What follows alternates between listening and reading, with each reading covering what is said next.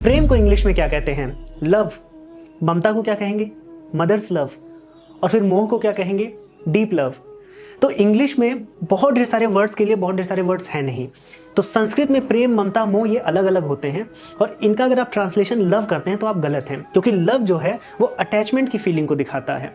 प्रेम attachment नहीं है, प्रेम detachment है, क्योंकि प्रेम में सत्व गुण का प्रभाव होता है, अधिकता होती है। जब आप एक फूल से प्रेम करते हैं तो फूल को आप उखाड़ते नहीं हैं, उसको नरिश करते हैं, उसको जिंदा रखते हैं। तो प्रेम जो है वो डिटैचमेंट की फीलिंग देता है।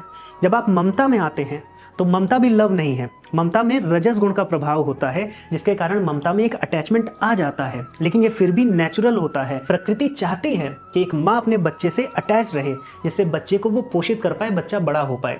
लेकिन जब आप मोह करते हैं तो वो तमस गुण के कारण होता है। इसके कारण से अटैचमेंट आपका अननेचुरल हो जाता है। आप चीज़ों से इतना अटैच हो जाते हैं कि आप उसके बिना रह नहीं पाते। जैसे अर्जुन को मोह हो गया था अपने परिवारजनों से, इतना मोह हो गया था कि वो अंधा हो गया था, देख नहीं पा रहा था कि उसके ही परिवारजनों ने कितना अधर्म किया है।